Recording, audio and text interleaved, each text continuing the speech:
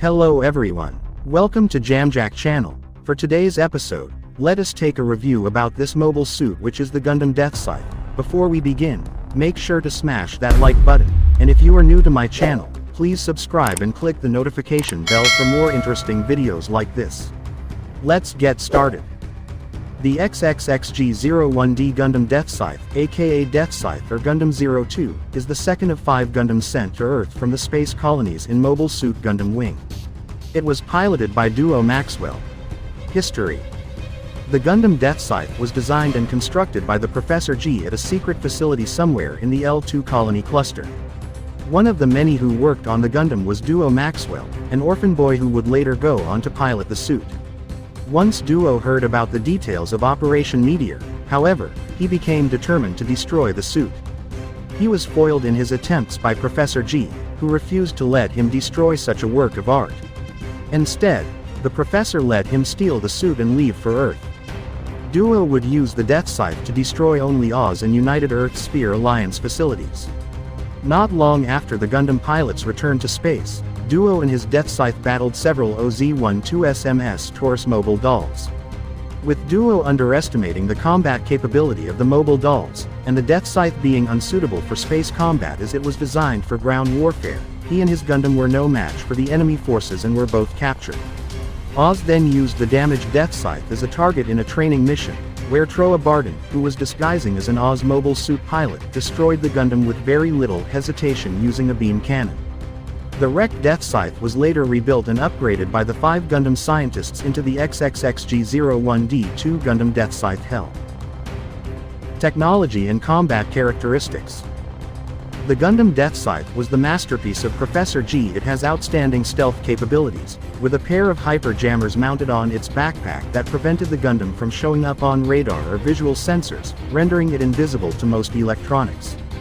This allowed it to sneak into facilities and even ride up to enemy mobile suits without being detected.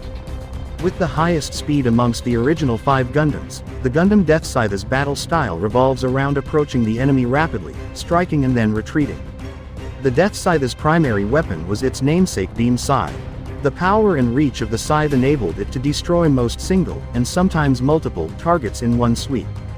The Deathscythe also carries a buster shield on its left arm, which doubled as launchable scissor katar. Rounding out its arsenal was a set of head-mounted Vulcan guns and collar-mounted machine cannons. The suddenness with which this sinister-looking Gundam arrives, its invisibility on sensors, and the speed and ferocity of its attacks all strike great fear in its enemies, befitting its Grim Reaper visage. Armaments. Vulcan gun. A pair of shell-firing armament built into the head. Low offensive power, only used to restrict enemy movement, and lay down a wall of suppressive fire due to their rapid fire capability. Machine cannon. A pair of shell-firing weapon mounted on the shoulders capable of dealing significant damage to lightly armored mobile suits. Beam scythe.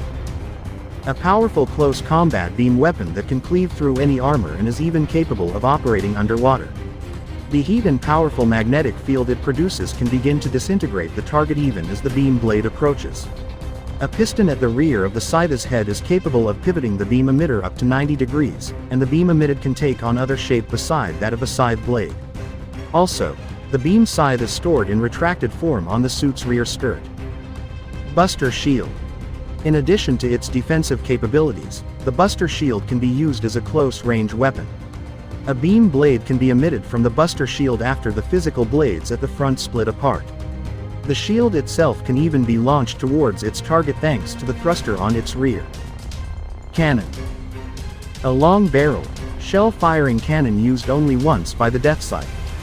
Held over the shoulder while firing, the Deathscythe used this cannon for aerial bombardment from a stolen Oz jet transport as it assisted the Maginot Corps in fending off the invading Oz forces, buying time for the townsfolk to escape.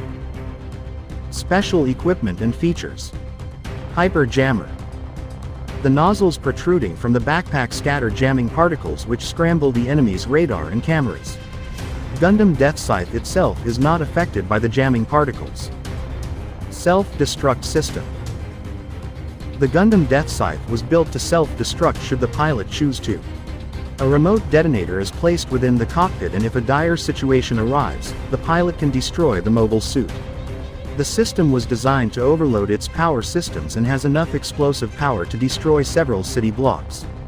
It's a last option tactic if the pilot is incapable of protecting the mobile suit, while not allowing it to fall into enemy hands.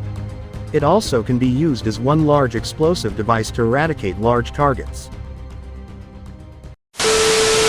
If you like this video, please give me a thumbs up and share this video. Thank you for watching.